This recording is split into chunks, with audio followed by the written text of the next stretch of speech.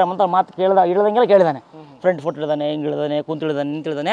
Back ಇಳ್ತೀನಿ ಮಮ್ಮ ಚೆನ್ನಾಗಿ back ಅವ್ನು ಸರ್ ಆ್ಯಕ್ಚುಲಿ ಹುಡುಗುತ್ತಲ್ಲ ಒಳ್ಳೆ ವಯಸ್ಸು ಹುಡುಗರು ಬ್ಯಾಕ್ ಅದು ಬರ್ತಾವಂತ ಎಂಡ್ರಿಗೆ ನೋಡೋಕೆ ಬ್ಯಾಕ್ ಆಸೆ ಅಂತ ಆ ಬ್ಯಾಕ್ ಇಳಿ ಅಂದಳು. ಅಲ್ಲೇ ಬ್ಯಾಂಕ್ ನಿಂತಾನೆ ಬ್ಯಾರೇಜ್ ಈ ಕಡೆ ಕಬ್ಬಣದ ಈ ಕಡೆನೇ. ಇಲ್ಲ ಸ್ವಲ್ಪ ಆ ಕಡೆ ಹೋಗು, ಆ ಕಡೆ ಹೋದ್ರೆ ಹೆಂಗಲೇ ಎಲ್ಲರೂ ಮತ್ತೆ ಬಿದ್ದರೆ ಕೊಲಕ್ ಅದು ಕೇಳಿದಾನೆ, ಕೊಲಕ್ ಮಾಡಿದ್ದಾನೆ ಅಂತ.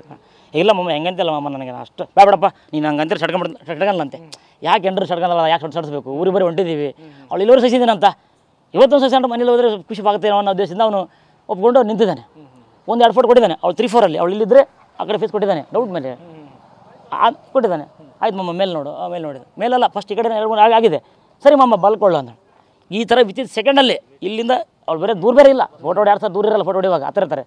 ಹಿಂಗೆ ತಿರುಗಾರಲ್ಲೇ ಫೋಟೋ ಅವನಲ್ಲಿ ಬಿದ್ದ ಮೇಲೆ ಸಹ ಹೇಳಿದ್ದಾನೆ ಇಡ್ರಿ ಅಂತ. ಕೆಲವು ಮೆಸೇಜ್ ನೋಡಿದ್ದಾನೆ, ಕಮೆಂಟ್ ನೋಡಿದೆ ನಾನು.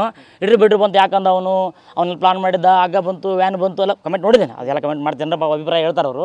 ಅವನಿಗೆ ಕುಂತ್ಕೊಳ್ಳೋ ನಾನು ಬದುಕ್ಬಿಟ್ಟಿದ್ದೀನಿ ಅಣ್ಣ, ನನ್ನ ದೇವ್ರು ಕಾಪಾಡಿದಾನೋ ಏನು ಗೊತ್ತಿಲ್ಲ, ಬದುಕ್ಬಿಟ್ಟಿದ್ದೀನಿ. ಅವಳು ನಾನು ಬದುಕಿನ ಉದ್ದೇಶಕ್ಕೆ ಅವಳು ಏನಾದರೂ ಮತ್ತೆ ಆರಿಬಿಟ್ರೆ ಏನು ಮಾಡಲಿ ನದಿಗೆ. ಅದಕ್ಕೆ ಅವ್ನು ಇಡ್ರಿ ಅಣ್ಣ, ದಯವಿಟ್ಟು ಇಡ್ರಿ ಅಣ್ಣ, ನಾನು ಬರ್ತೀನಿ, ನನಗೆ ಈಜು ಬರುತ್ತೆ ಅಥವಾ ಏನೋ ಹಗ್ಗ ಹೇಳಿದ್ರೆ ಇವತ್ತು ಅದು ಹೋದ್ರೆ ಪರವಾಗಿಲ್ಲ. ನಾನು ಅವಳಿದ್ರೆ ನಾನು ಸತ್ಯ ಗೊತ್ತಾದ ಹೊರಗಡೆ. ಅವ್ಳ ಕೈಲಿ ಫೋನ್ ಬೇರೆ ಇದೆ. ಅವಳು ಅಂತೇಳಿ ಇಲ್ಲ ಸರ್ ನಾನು ಬೇಕಾದ್ರೆ ಚೆಕ್ ಮಾಡಿ ಅಣ್ಣ, ಬೇಕಾದ್ರೆ ಫೋನ್ ನೋಡಿ ನಾನು ಫೋಟೋ ಹೊಡಿತಾ ಇದ್ದೆ ನೋಡಿ, ಬೇಕಾದ್ರೆ ಅದು ತೋರಿಸ್ತಾಳೆ. ಅದು ಯಾರಿಗೆ ಬರಲ್ಲ, ಮೈಂಡ್ ಬೇಕಂಬ ಬರಲ್ಲ. ಬೇಕಾದ್ರೆ ನೋಡಿ ಫೋಟೋ ನೋಡಿ ಬ್ಯಾಕ್ ಫೋಟೋ ನೋಡಿ ಹೊಡಿತೀನಿ ನಾನು ತೋರಿಸ್ತಾಳೆ.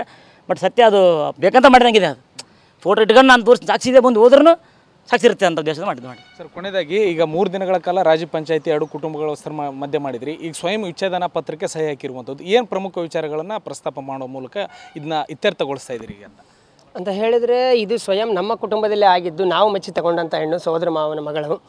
ಸೊ ಮಾಡಿದ್ದೀವಿ ಕುಟುಂಬದಲ್ಲಿ ಹಿರಿಯರೆಲ್ಲ ಸೇರಿ. ಸೊ ಆದರೆ ಈ ರೀತಿ ಒಂದು ಘಟನೆ ನಡಿಬಾರ್ದಾಗಿತ್ತು, ನಡೆದೋಯ್ತು. ಬೇರೆ ವಿಚಾರಗಳಾಗಿದ್ದರೆ ನಾವು ಒಪ್ಕೊಳ್ತಾ ಇದ್ವಿ.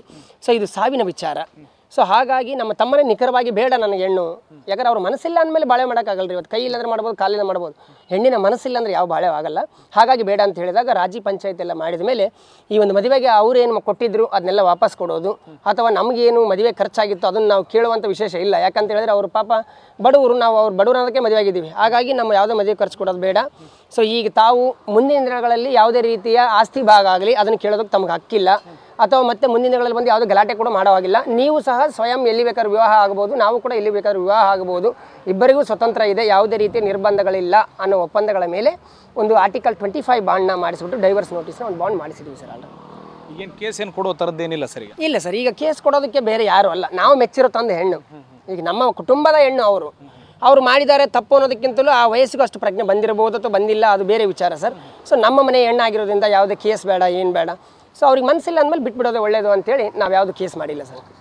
ಇದು ಏನು ಪತಿ ತಾತಪ್ಪ ಅವರ ಸಹೋದರರು ಹೇಳ್ತಾ ಇರುವಂಥದ್ದು, ಎಲ್ಲೊಂದು ಕಡೆ ಸಾಕಷ್ಟು ರೀತಿಯಲ್ಲಿ ಸಮಸ್ಯೆಗಳನ್ನು ಏನು ಅವನು ಅನುಭವಿಸಿದ್ರು ಆ ವಿಚಾರಗಳನ್ನು ಪ್ರಸ್ತಾಪ ಮಾಡ್ತಾ ಇರುವಂಥದ್ದು. ಕ್ಯಾಮ್ರಾ ಪರ್ಸನ್ ವಾಸುದೇವ್ ಜೊತೆ ಭೀಮೇಶ್ ಪೂಜಾರಿ, TV9 ರಾಯಚೂರು.